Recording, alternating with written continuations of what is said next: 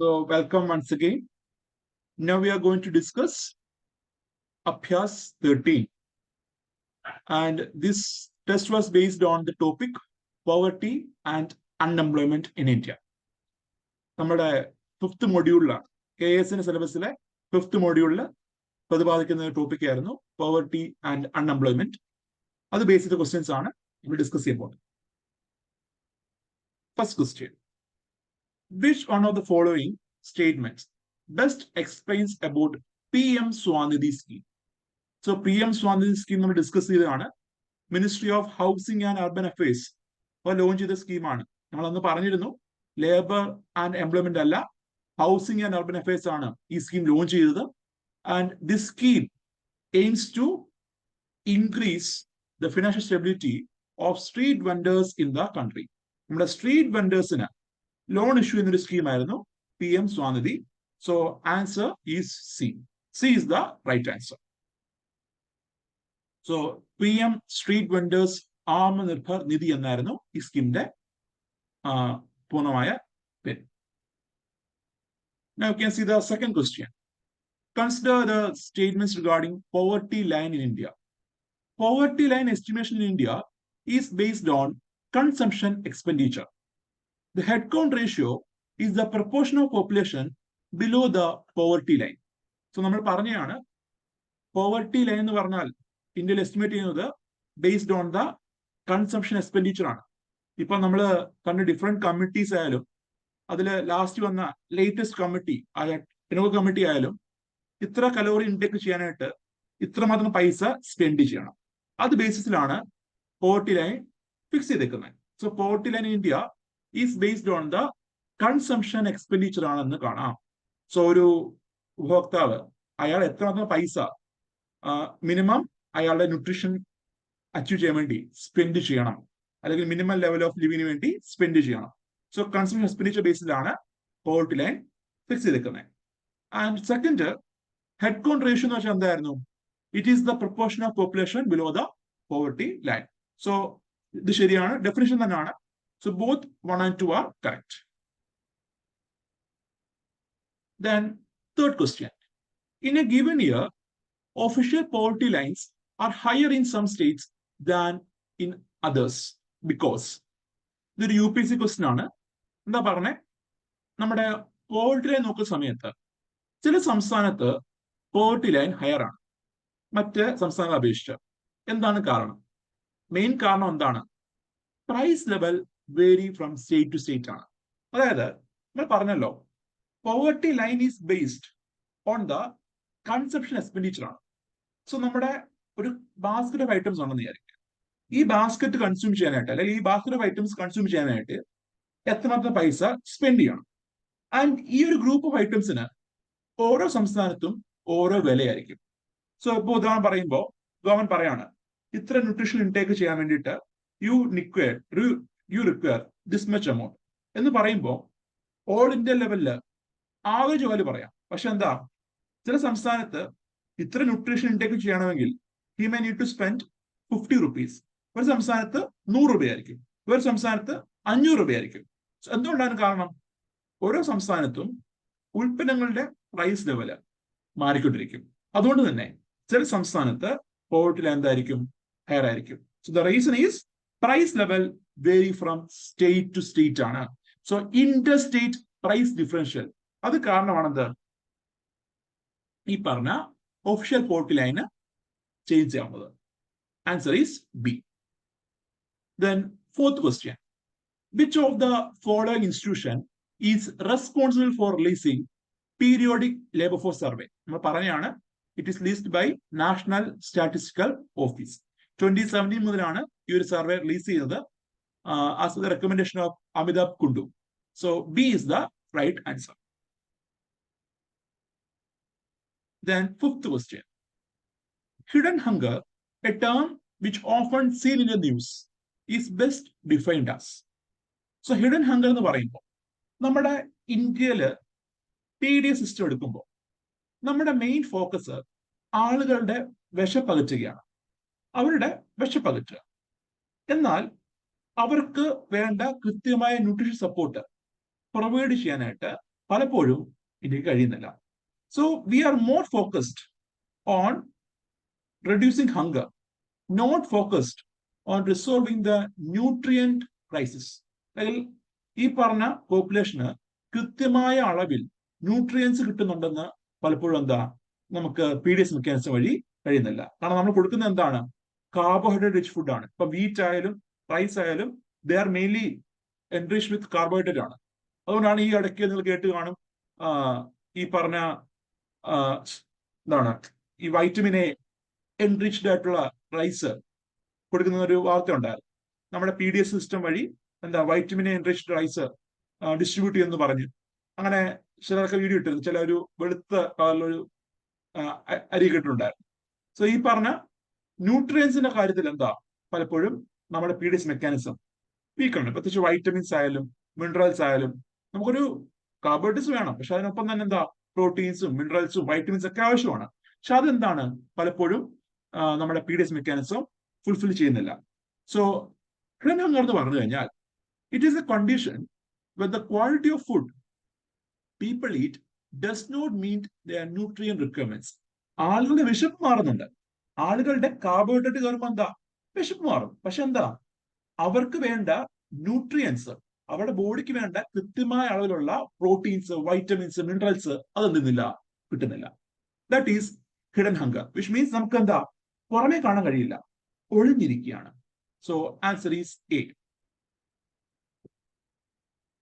Then which of the following shall be regarded as the cause of poverty in India?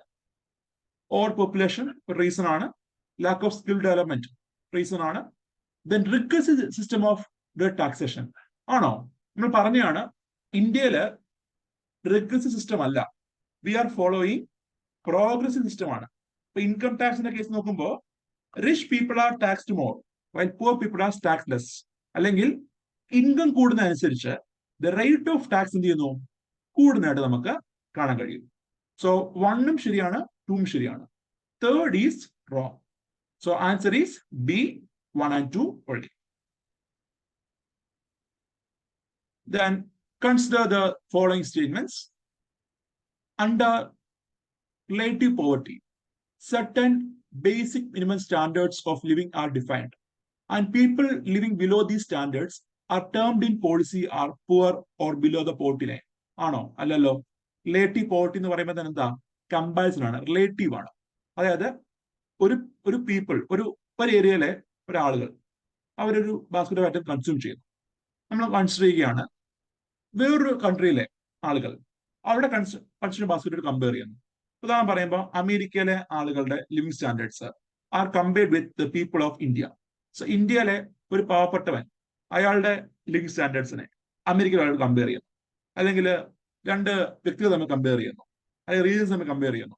അതാണ് എന്ത് relative poverty എന്ന് പറഞ്ഞാൽ. Absolute poverty ആണെന്ത് ഒരു minimum standard fix ചെയ്യുന്നു, അതനുസരിച്ച് measure ചെയ്യുന്നതാണ് എന്ത് absolute poverty. So in the case absolute poverty will fix A minimum standard. ആ മിനിമം സ്റ്റാൻഡേർഡ് അനുസരിച്ച് എന്ത് ചെയ്യുന്നു പോവർട്ടിനെ നമ്മൾ മെഷർ ചെയ്യുന്നു. സോ 1 തെറ്റാണ്. Then second, while classifying poverty, churning poor are those who regularly move in and out of poverty. So നമ്മൾ പോവർട്ടിയുടെ ഒരു ക്യാരക്ടറിസ്റ്റിക്സ് പഠിച്ചിരുന്നു, അതിൽ ഡിഫറെന്റ് എക്സാമ്പിൾസ് പഠിച്ചിരുന്നു. Chronic poor, churning poor, transient poor എന്നൊക്കെ പറഞ്ഞ് പഠിച്ചതാണ്. അതായത് നോക്കുമ്പോൾ we can see chronic poor എന്ന് പറയുമ്പോൾ എന്താ ക്രോണിക് പുവർ എന്ന് പറയുമ്പോൾ they are most of the time എന്തായിരിക്കും പുവർ ആയിരിക്കും. പക്ഷെ മെജോറിറ്റി കേസിലും ഒരു വർഷം എടുക്കുമ്പോൾ മെജോറിറ്റി ടൈമിലും they are poor. Then churning poor എന്ന് പറയുമ്പോൾ എന്തായിരുന്നു, ഇവര് ഇടയ്ക്കിടയ്ക്ക് ഇങ്ങനെ എന്ത് ചെയ്യും മാറിക്കൊണ്ടിരിക്കും. ഇടയ്ക്ക് പുവർ ആവുന്നു, ഇടയ്ക്ക് below poverty line, sorry above poverty line. So they will move in and out of poverty continuously. അതാണ് എന്ത് ചേർണിംഗ് പുവർ. ഒക്കേഷണലി പുവർ എന്ന് പറയുമ്പോൾ എന്താ അവര് ഇടയ്ക്ക് വല്ലപ്പോഴും എന്ത് ചെയ്യുന്നു പോവർട്ടിയിലേക്ക് പോകുന്നു. നോൺ പുവർ എന്ന് പറയുമ്പോൾ ഓർ നെവർ പുവർ എന്ന് പറയുമ്പോൾ അവരെന്താ എപ്പോഴും ഈ പറഞ്ഞ പോവർട്ടി ലൈനേക്കാളും മേലെ ആയിരിക്കും. അതാണ് never poor or non poor എന്ന് പറയുന്നത്. സോ ഇതിന് ആൻസർ എന്താ? സെക്കൻഡ് പറഞ്ഞ എന്താ ചേർണിംഗ് പുവറിനെ പറ്റിയാണ്. കണ്ടിന്യൂസ് ആയിട്ട് who regularly move in and out of poverty ആണ്. സോ അതാണ് എന്ത് ചേർണിംഗ് poor. So 2 only is the right answer.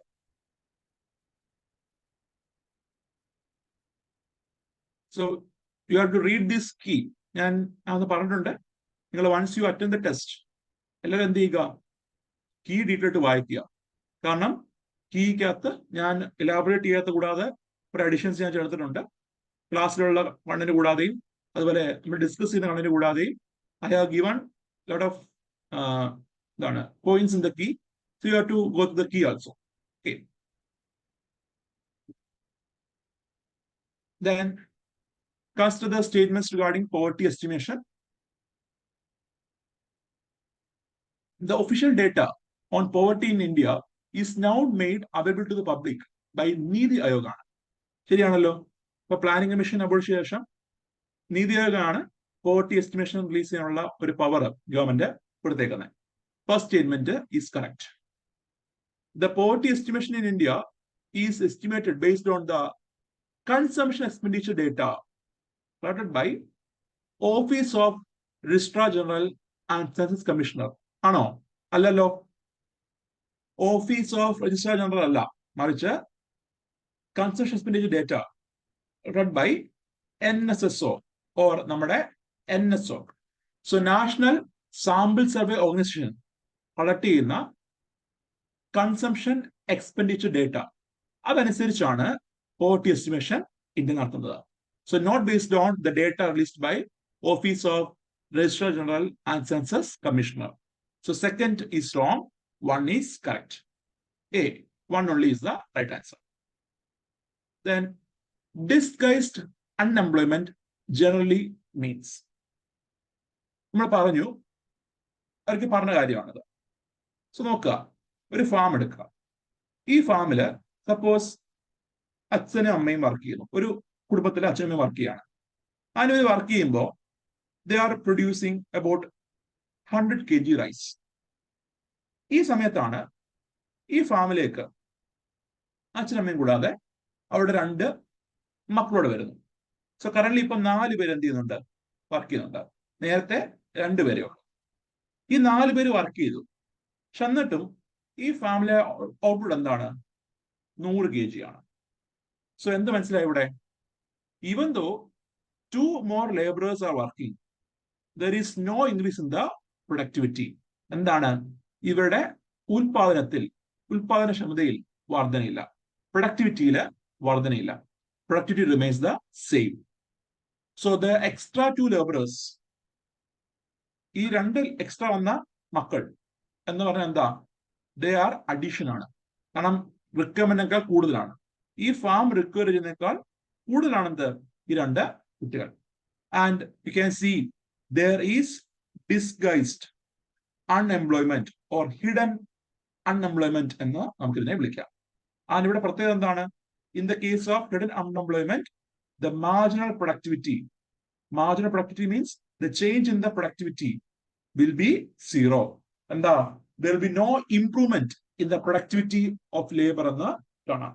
So answer എന്തായിരിക്കും? Answer will be C. Marginal productivity of labor will be 0. അതാണ് disguised unemployment. Then 10. Which of the following term best describes the practice where employees secretly take up a second job or the other work assignment along with their full-time job? ഇതിന് answer എന്തായിരുന്നു? നമ്മൾ discuss ചെയ്തതാണ്. It is moon lighting. അല്ലെ, ഒരു ജോലി ഉണ്ടാവും, ആ ജോലിക്കൊപ്പം company അറിയാതെ ചിലതൊക്കെ കമ്പനിയുടെ അനുവാദത്തോടുകൂടി എന്ത് ചെയ്യാം, they may take up a second job, ഒരു ഓൾട്ടർനേറ്റീവ് ജോബ് എന്ത് ചെയ്യുന്നു. അതാണ് ഈ പറഞ്ഞ മൂൺ ലൈറ്റിംഗ് എന്ന് പറയുന്നത്. കാരണം പകല് വർക്ക് ചെയ്യുന്നു, ബാക്കി സമയത്ത് they are engaged in some other work. So disguised അല്ല, ഹിഡൻ അല്ല, ഫിക്ഷണൽ അല്ല. ഈ പറഞ്ഞ എയും ബിയും സിയും അല്ല. ആൻസർ എന്താണ്? D, none of these. Answer എന്തായിരുന്നു? Answer will be moonlighting ആണ്. Then consider the following pairs. Disguised unemployment may occur during recession in an economy. Structural unemployment occurs when workers are transitioning from one job to another. Vulnerable employment, people working informally without proper job contracts. First statement ശരിയാണ്. നമ്മൾ പറഞ്ഞാണല്ലോ Covid കാലത്ത് നമ്മുടെ migrant ലേബറേഴ്സിന് when they lose their job, ഇവിടെ എന്താ നിർമ്മാണ മേഖല വർക്ക് ചെയ്യുന്നില്ല, കൺസ്ട്രക്ഷൻ മേഖലയോ മാനുഫാക്ചറിംഗ് മേഖലയോ വർക്ക് ചെയ്യുന്നില്ല. അത് ആ സമയത്ത് since they are since the land job they move back to their homeland. അവിടെ ഹോംലാൻഡിൽ പോകുമ്പോൾ എന്തുണ്ട്? കാർഷിക മേഖലയുണ്ട്. സോ ഈ പറഞ്ഞ മേഖല labourers in order to get the employment or in order to get a job, they shifted to agricultural sector. So പല കാർഷിക മേഖലയിലും ഡിമാൻഡിനേക്കാൾ കൂടുതൽ അല്ലെങ്കിൽ ആ ഒരു ആവശ്യത്തെക്കാൾ കൂടുതൽ എന്ത് ചെയ്തു? ലേബർ സപ്ലൈ ഉണ്ടായി. So there was increased labor supply than the demand എന്ന് കേട്ടാം. സോ എന്തുണ്ടായി അവിടെ? ഡിസ്ഗൈസ്ഡ് അൺഎംപ്ലോയ്മെന്റ് ഉണ്ടായി. സോ ഡ്യൂറിംഗ് റിസഷൻ ടൈം എന്തുണ്ടാവും? ഡിസ്ഗൈസ്ഡ് അൺഎംപ്ലോയ്മെന്റ് ഉണ്ടാവാം. There is A chance for disguised unemployment. കാരണം പീപ്പിൾ എന്താ കിട്ടുന്ന ജോലി, പ്രത്യേകിച്ച് ഇവിടെ കാർഷിക മേഖലയിലേക്ക്, ഇൻഫോർമൽ സെക്ടറിലേക്ക്, അഗ്രികൾച്ചർ സെക്ടറിലേക്ക് ആൾക്കാർ ഷിഫ്റ്റ് ചെയ്യും in search of job. So first statement is correct. ഇനിയും തേർഡ് നോക്കൂ, വൾണറബിൾ എംപ്ലോയ്മെന്റ്. ഇപ്പം ഇൻഫോർമൽ ആയിട്ട് വർക്ക് ചെയ്യുന്ന employees without proper job contracts അവരെന്താണ്? വൾണറബിൾ എംപ്ലോയ്മെന്റ് ആണ്. കാരണം എന്താ?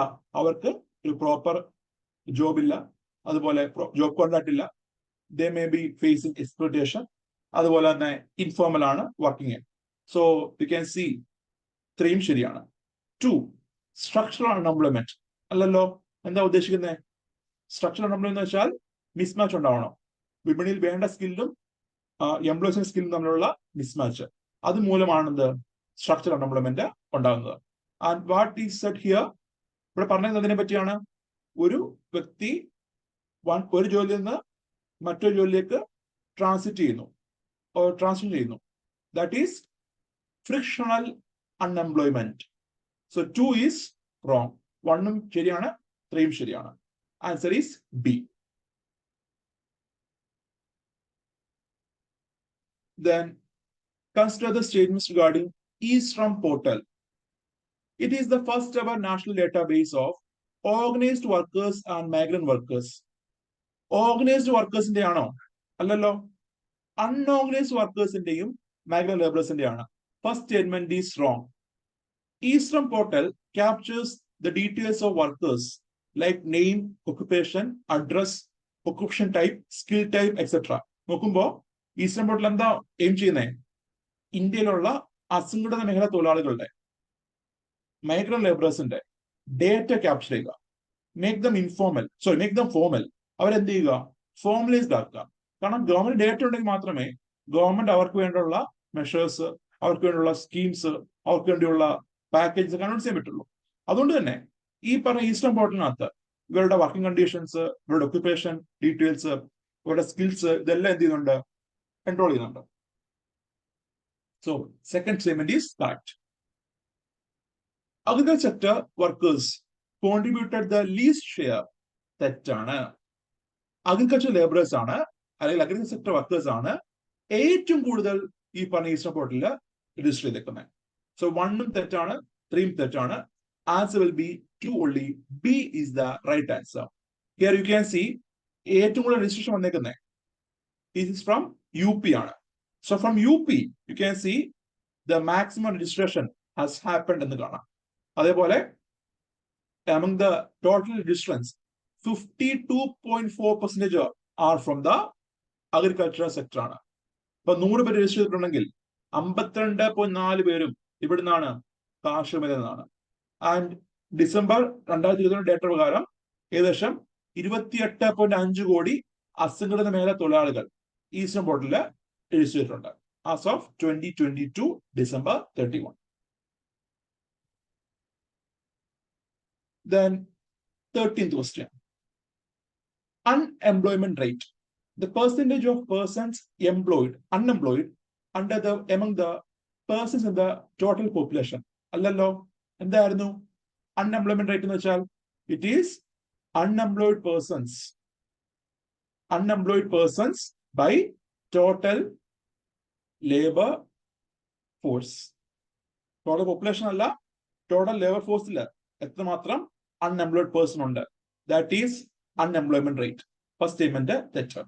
the percentage of employed persons in the population, that is worker population ratio. That is correct. The percentage of persons in the labor force in the population. That is also the correct definition of labor force participation rate. So 2 ശരിയാണ്, 3 ശരിയാണ്. Percentage of employed persons in the world, persons in the population ആണ് worker population ratio. അതുപോലെ the percentage of persons in the labor force in the population ആണ് labor force participation rate. So answer C, 2 and 3 only.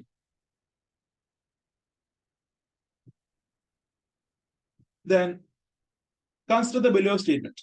This type of unemployment rises when there is a time lag between the jobs when an individual is searching for a new job or is switching between the jobs. ഏതാണ് frictional unemployment? പറഞ്ഞാണ്. The B is the right answer. So frictional unemployment is also called as surge unemployment. ആ പേരോടെ പറഞ്ഞിരിക്കുക. Then consider the statements regarding categorization of poverty. Chronic poverty refers to those people who regularly move in and out of poverty. അല്ലല്ലോ, chronic അല്ലല്ലോ, അതെന്താ? Churning poverty ആണ്.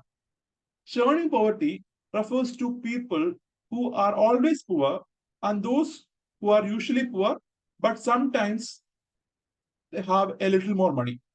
So ഇതെന്താ? Churning poor അല്ല, chronic poor definition ആണ്. So എന്ത് പറ്റി? തിരിഞ്ഞുപോയി, രണ്ടും തിരിഞ്ഞുപോയി. So 1 തെറ്റ, 2 തെറ്റ. Both the statements are wrong. രണ്ടും എന്ത് പറ്റി? തിരിഞ്ഞുപോയി. യൂഷ്വലി poor ആയിട്ടുള്ളത് എന്താ? It is chronic poor. അതുപോലെ ഇങ്ങനെ കയറി ഇറങ്ങി നിൽക്കുന്നവര് churning poor ആണ്. So D is the right answer. Neither 1 nor 2. Consider the statements regarding MG Narega, Mahatma Gandhi National Rural Employment Guarantee Act scheme. It aims to provide guaranteed wage employment to every rural household whose adult volunteer is to do skilled manual work. Skilled job ആണോ provide ചെയ്യുന്നേ? ആണോ? അല്ലല്ലോ, unskilled work ആണ്. നമ്മൾ എടുത്തു പറഞ്ഞതാണ്. Skilled അല്ല, unskilled വർക്കാ. 100 ദിവസം ഉണ്ട്. 100 ദിവസം പ്രൊമിസ് ചെയ്യുന്നത് സ്കിൽഡ് വർക്ക് അല്ല, അൺസ്കിൽഡ് ജോബ് ആണ്. So here you can see first statement is wrong. It is implemented in all rural districts of the country. ശരിയാണ്, എല്ലാ റൂറൽ മേഖലയിലും ഇത് ഇംപ്ലിമെന്റ് ചെയ്യുന്നുണ്ട്. MG Narega is a bottom up, demand driven, self selecting, rights based approach. അതും ശരിയാണ്. So നമ്മുടെ ഗ്രാമസഭ വഴിയാണ് എന്ത് MG Narega വർക്കുകൾ സെലക്ട് ചെയ്യുന്നത്. It is through the Gram Sabha. It is through the public participation. The works are designed or works are selected or chosen in the case of MG Narega scheme. അതുപോലെ demand അനുസരിച്ച് ഈ പറഞ്ഞ ആളുകൾ enrol ചെയ്യുന്നതനുസരിച്ചാണ് എന്ത് വർക്കുകളോടെ സൃഷ്ടിക്കപ്പെടുന്നത്. So demand അനുസരിച്ചാണ് more works are created in the locality. So you can see 1 തെറ്റാണ്, 2 and 3 are correct. B is the right answer. Which are the statements regarding disguised unemployment in India is or are correct? Disguised unemployment is a common form of unemployment in rural India. So ഗ്രാമീണ മേഖലയിൽ അത് അറിയാം, കാർഷിക മേഖല അല്ലെങ്കിൽ കാർഷിക വൃത്തി പ്രധാനമായിട്ട് വരുന്ന എവിടെയാണ്? ഗ്രാമീണ മേഖലയിലാണ്. അതുകൊണ്ട് തന്നെ ഗ്രാമീണ മേഖലയിൽ ഒരു കോമൺലി കാണുന്ന ഒരു അൺഎംപ്ലോയ്മെന്റ് ആണ് ഡിസ്ഗൈസ്ഡ് അൺഎംപ്ലോയ്മെന്റ്. ശരിയാണ്. It occurs when more people employed in work than really needed. ആവശ്യമുള്ളതിനേക്കാൾ കൂടുതൽ എംപ്ലോയീസ് വർക്ക് ചെയ്യുമ്പോഴാണ് ഡിസ്ഗൈസ്ഡ് അൺഎംപ്ലോയ്മെന്റ് ഒക്കർ ചെയ്യുന്നത്. So 1 and 2 both are correct regarding disguised unemployment. So here there's an example, there's an excerpt based on for disguised unemployment. നമ്മുടെ +1 NCERT-യിലെ Indian economic development എന്ന ടെക്സ്റ്റിനുള്ള ഒരു except ആണ്. So here എന്താണ് disguised unemployment എന്ന് അവിടെ ഒരു brief except ഉണ്ട്. So you can read this except. Then consider the statement regarding trend in employment pattern of India. Service sector has emerged as the largest employment provider post 1991 reforms. So നമ്മുടെ ഇന്ത്യയുടെ കേസിൽ പറയുമ്പോൾ ഏറ്റവും കൂടുതൽ employment provide ചെയ്യുന്ന ഏതാണ്? കാർഷിക മേഖലയാണ്. ഓൾമോസ്റ്റ് 40-45% ഇന്ത്യയില് എംപ്ലോയ്മെന്റ് ഇപ്പം നൽകുന്നത് ഏതാ? കാർഷിക മേഖലയാണ്. അത് കഴിഞ്ഞ് സർവീസ്, അത് കഴിഞ്ഞ് industry. That is the trend in India. So first statement is absolutely wrong. Among the total employed labor force in the country, majority of workers are regular salaried. നമുക്ക് ചിന്തിക്കാവുന്നതാണ്. സോ ഇന്ത്യയിലെ മൊത്തം ലേബർ ഫോഴ്സില് മെജോറിറ്റിയും regular salaried ആണോ? Majority of the workers are unorganised ആണ്. Regular salary കിട്ടുന്നവരല്ല. അവരെന്താ? അസംഘടിതമായി വർക്ക് ചെയ്യുന്നവരാണ്. ഡെയിലി വേജ് ഏണേഴ്സ് ആണ്. So second is also wrong. So neither one nor two. And you can see the graph. നിങ്ങൾക്ക് ഗ്രാഫ് നോക്കുമ്പോൾ, ഈ ഒരു ടേബിൾ നോക്കുമ്പോൾ കാണാം, പ്രൈമറി സെക്ടറിൽ നിന്ന് ഏകദേശം 44% എംപ്ലോയ്മെന്റ് പ്രൊവൈഡ് ചെയ്യുന്നുണ്ട്. സർവീസ് സെക്ടർ ഏകദേശം 30% പ്രൊവൈഡ് ചെയ്യുന്നു. സെക്കൻഡറി ആണെങ്കിൽ ഏകദേശം 25% ഷെയർ ചെയ്യുന്നു. ആൻഡ് ഏറ്റവും കൂടുതൽ എംപ്ലോയീസ് നോക്കുമ്പോൾ സെൽഫ് എംപ്ലോയിഡ് ആണ്. അതുപോലെ കാഷ്വൽ വേജ് വർക്കേഴ്സ് അവരാണ് മെജോറിറ്റി വരുന്നത്. റെഗുലർ സാലറി എംപ്ലോയ് എന്താ? വളരെ കുറവാണെന്ന് കാണാം. Then to obtain the benefit of demographic dividend, what should India do? ഇന്ത്യയുടെ ഡെമോഗ്രാഫിക് ഡിവിഡന്റ് ക്യാപ്ചർ ചെയ്യണമെങ്കിൽ ഇന്ത്യ ഫോക്കസ് ചെയ്യേണ്ട ഐഡിയ എന്താണ്? പ്രൊമോട്ടിംഗ് സ്കിൽ ഡെവലപ്മെന്റ് ആണ്. നമ്മൾ പറഞ്ഞ കാര്യമല്ലേ ഇത്? നമ്മുടെ ഡെമോഗ്രാഫിക് ഡിവിഡന്റ് എന്ന് പറയുമ്പോൾ 15 to 59, 15 മുതൽ 59 വർഷം, അല്ലെങ്കിൽ 15 to 64, either you can take either of this age. So ഈ ഒരു ഏജ് ഗ്രൂപ്പിലുള്ള population is a working age population. ഇവർക്ക് എംപ്ലോയബിലിറ്റി ഉറപ്പുവരുത്തുക, ഇവർക്ക് ജോലി അവസരം ഉറപ്പുവരുത്തുക, തൊഴിലവസരം ഉറപ്പുവരുത്തുക, അവർക്ക് ഇൻകം ഉറപ്പുവരുത്തുക, അതുപോലെ അവരുടെ സ്കിൽ എൻറിച്ച് ചെയ്യുക. അതുവഴി മാത്രമാണ് എന്ത്? We can harness the demographic dividend. So D is the right answer, promoting skill development. The unemployment which caused due to the workers lacking the requisite job skills. പറഞ്ഞാണല്ലോ, whenever there is a mismatch between the skills available in the skills of the workers and skills required by the industries. നമ്മുടെ മാർക്കറ്റിൽ വേണ്ട skills, എംപ്ലോയീസിന്റെ skills അല്ലെങ്കിൽ ലേബറേഴ്സിന്റെ skills, ഇവർ തമ്മിൽ ഒരു mismatch ഉണ്ടാവുകയാണെങ്കിൽ എന്ത് ഉടലെടുക്കും? സ്ട്രക്ചറൽ അൺഎംപ്ലോയ്മെന്റ് ഉടലെടുക്കും. So B is the right answer. Next is about human capital formation ആണ്. Human capital formation as a concept is better explained in terms of a process which enables. So human capital എപ്പോഴൊക്കെയാണ് enrich ചെയ്യപ്പെടുന്നത്, അല്ലെങ്കിൽ എപ്പോഴൊക്കെയാണ് increase ചെയ്യുന്നത്? ഇപ്പോഴൊക്കെയാണ് ആളുകളുടെ skills improve ചെയ്യുമ്പോൾ, ആളുകളുടെ knowledge improve ചെയ്യുമ്പോൾ, ആളുകളുടെ ഹെൽത്ത് ഇംപ്രൂവ് ചെയ്യുമ്പോൾ, അപ്പോഴാണ് എന്ത്? ഹ്യൂമൻ ക്യാപിറ്റൽ ഇൻക്രീസ് ചെയ്യുന്നത്. നമ്മൾ പറഞ്ഞു, ഒരു കൺട്രിയുടെ മെയിൻ റിസോഴ്സ് എന്ന് പറഞ്ഞാൽ അവിടുത്തെ ഹ്യൂമൻ റിസോഴ്സ് ആണ്.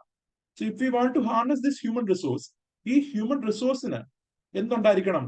ദേ need some quality, they need some ഒരു ക്വാളിറ്റി ഉണ്ടായിരിക്കണം, അല്ലെങ്കിൽ അവരുടെ സ്കിൽസ് എന്തായിരിക്കണം? ഇംപ്രൂവ് ആവണം.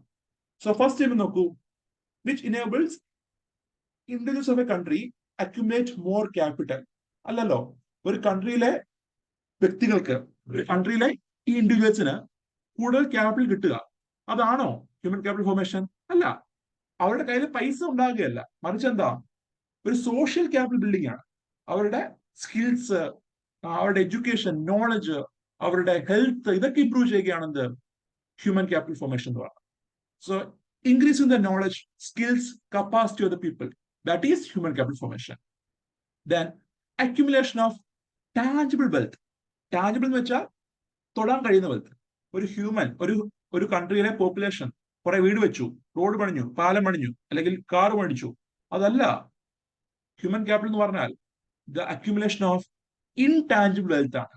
തൊടാൻ കഴിയാത്ത, ഭൗതികമായിട്ടുള്ള, നമ്മൾ പറയുന്ന ഇൻഡയറക്റ്റ്, അവരുടെ ഈ പറഞ്ഞ ഹെൽത്തിലും എഡ്യൂക്കേഷനിലും അവരുടെ നോളജിലും സ്കിൽസിലും ഉണ്ടാവുന്ന accumulation.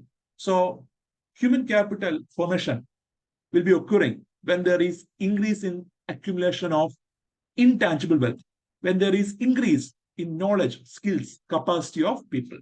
So 2 and 4 are correct. Which of the following type of unemployment is wrongly defined? Technological unemployment refers to a situation when people lose their job due to advancement in technologies. ശരിയാണല്ലോ. ഇപ്പൊ A ഐയുടെ ഒക്കെ പല സമയത്ത് നമ്മുടെ നിർമ്മിത ബുദ്ധി, A I, artificial intelligence ഇതിന്റെ ഭാഗമായിട്ട് ചർച്ച ചെയ്യപ്പെടുന്ന ഒരു കാര്യമാണ് ഈ പറഞ്ഞ technological unemployment. First statement is correct. Frictional unemployment arises when there is a friction between the worker's skills and availability of jobs. ഇല്ല, എന്താണ് ഫ്രിക്ഷൻ അൺഎംപ്ലോയ്മെന്റ് എന്ന് പറഞ്ഞാൽ ഈ പറഞ്ഞ ഒരു worker in search of A new job അല്ലെങ്കിൽ ഒരു പുതിയ ജോബിലേക്ക് ഷിഫ്റ്റ് ചെയ്യുന്നു, ഒരു ട്രാൻസിഷൻ നടത്തുന്നു, ആ സമയത്ത് വരുന്ന ടെമ്പററി ആയിട്ടുള്ള അൺഎംപ്ലോയ്മെന്റ് ആണ് frictional unemployment. So second is wrong. Then cyclical unemployment is caused by the contraction phases of business cycle. നമുക്കറിയാം ഒരു ബിസിനസ് സൈക്കിളിന്റെ ഡിപ്രഷൻ ഫേസില്, കോൺട്രാക്ഷൻ ഫേസില് എന്തുണ്ടാവും? there will be lack of job. അതാണ് സൈക്ലിക്കൽ അൺഎംപ്ലോയ്മെന്റ്. സോ 1 ശരിയാണ്, 3 ശരിയാണ്. ചോദിച്ചെന്താ? Wrongly defined. ഇത് മാത്രമേ ഉള്ളൂ, 2 മാത്രമേ ഉള്ളൂ. ബാക്കി രണ്ടും കറക്റ്റ്ലി ഡിഫൈൻഡ് ആണ്. 2 only is the statement which is wrongly defined. Then, which of the following best explains the term unemployment trap? So, unemployment trap എന്ന് പറഞ്ഞാൽ it is a situation when the unemployment benefit discourage the unemployment to go to work. ഇപ്പൊ നമ്മുടെ വിദേശ രാജ്യങ്ങളിൽ, പ്രത്യേകിച്ച് America പോലുള്ള developed കൺട്രീസിൽ ജോലി ഇല്ലാത്തവർക്ക്, unemployed പേഴ്സൺസിന് the government is giving some allowance. So unemployed person എന്ത് ചെയ്യുന്നുണ്ട്? ഗവൺമെന്റ് അലവൻസ് കൊടുക്കുന്നുണ്ട്. സോ ഈ അലവൻസ് വെച്ചാൽ വലിയൊരു എമൗണ്ട് ആണ്, ചെറിയ എമൗണ്ട് ഒന്നും അല്ല, നല്ലൊരു എമൗണ്ട് കൊടുക്കുന്നു. ആൻഡ് ഈ അലവൻസ് കിട്ടുമ്പോൾ that will be discouraging the people to go to work. കാരണം ജോലിക്ക് പോകാൻ കിട്ടത്തില്ല. ജോലിക്ക് പോകാണ്ടിരുന്നു കഴിഞ്ഞാൽ എന്താ? Government is giving some allowance, government is giving some ഈ പറഞ്ഞ ബെനിഫിറ്റ് കൊടുക്കുന്നുണ്ട്. അതുകൊണ്ട് തന്നെ ഈ അൺഎംപ്ലോയ്ഡ് ബെനിഫിറ്റ് കിട്ടാൻ വേണ്ടിയിട്ട് it will discourage the people to go to work. ജോലിക്ക് പോകാൻ വേണ്ടി എന്ത് ചെയ്യാം? ഡിസ്കറേജ് ചെയ്യാം. That is the case of unemployment benefit. അപ്പൊ നമ്മളിവിടെ ധാരാളം ടൂറിസ്റ്റ് വരാറുണ്ട്. ടൂറിസ്റ്റ് വരുമ്പോൾ ഇവർക്ക് അമേരിക്കയിൽ തുച്ഛമായ അലവൻസ് കിട്ടുന്നുണ്ടാവും. സോ ഈ അലവൻസ് നോക്കുമ്പോൾ എന്താ? Converting into Indian money, അമേരിക്കയിൽ കിട്ടുന്ന അലവൻസ് അവിടെ നോക്കുമ്പോൾ എന്തായിരിക്കും? അത് വലിയ എമൗണ്ട് ആയിരിക്കത്തില്ല. പക്ഷെ ആ അലവൻസിനെ ഫോറിൻ കറൻസിയിൽ കൺവേർട്ട് ചെയ്യുമ്പോൾ, ഇപ്പൊ ഇന്ത്യൻ റുപ്പിയാട്ടോ ബംഗ്ലാദേശ് റുപ്പിയാട്ടോ ശ്രീലങ്ക റുപ്പിയായിട്ടൊക്കെ കൺവേർട്ട് ചെയ്യുമ്പോൾ എന്താ? അത് വലിയൊരു എമൗണ്ട് ആവും. ആ അലവൻസ് എമൗണ്ട് എന്ന് വെച്ചാൽ വലിയൊരു എമൗണ്ട് ആവും. സോ ഈ പറഞ്ഞ ടൂറിസ്റ്റ് ഒക്കെ എന്ത് ചെയ്യാറുണ്ട്?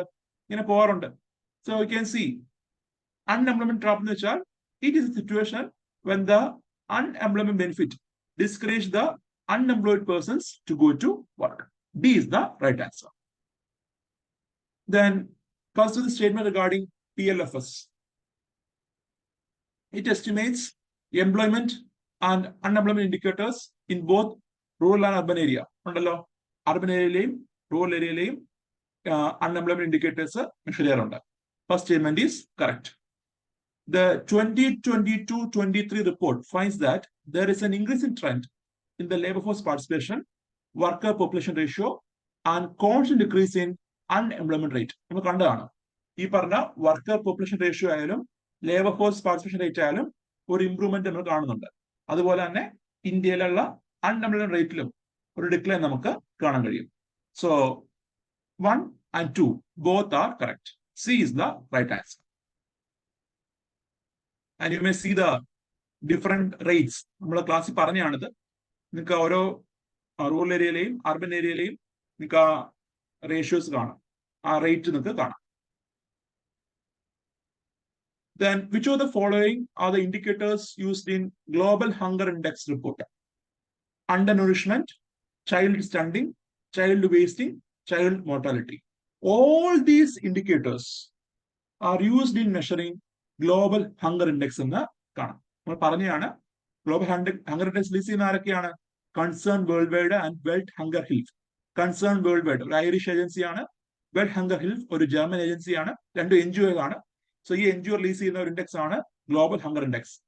ആൻഡ് ഈ 4 ഇൻഡിക്കേറ്റേഴ്സും ഹങ്കർ ഇൻഡെക്സ് മെഷർ ചെയ്യാൻ വേണ്ടി യൂസ് ചെയ്യുന്നുണ്ട്. So C 1, 2, 3 and 4 all of these are measured or are considered for measuring the GHI എന്നതാണ്. So that's all for today. So hereby we are concluding Abhyaas 30 about poverty and unemployment. And in the next class, we will be most probably discussing Kerala economy ആയിരിക്കും. അടുത്ത ക്ലാസ്സിൽ നമ്മൾ Kerala economy മോഡ്യൂളായിരിക്കും discuss ചെയ്യുന്നത്. അതിലെ first portion Kerala economy of Kerala and overview, അതുപോലെ population, ഇതായിരിക്കും നമ്മൾ അടുത്ത ക്ലാസ്സിൽ ഡിസ്കസ് ചെയ്യുന്നത്. ആൻഡ് ബൈ ദിസ് മന്ത് തീരും. നമ്മൾ 4 months ആണ് ആദ്യം പറഞ്ഞിരുന്നത്, September, October, November, December. So ഞാൻ ഇനിഷ്യലി പറഞ്ഞത് 4 മാസമായിരുന്നു, പക്ഷെ 1 മാസം എക്സീഡ് ആയിട്ടുണ്ട്. Sorry for that extension. നമ്മുടെ എക്സാം ഡിലേ വന്നല്ലോ, അതുകൊണ്ടാണ് ഞാൻ പിന്നെ പുതുക്കി എടുക്കാൻ വിചാരിച്ചത്.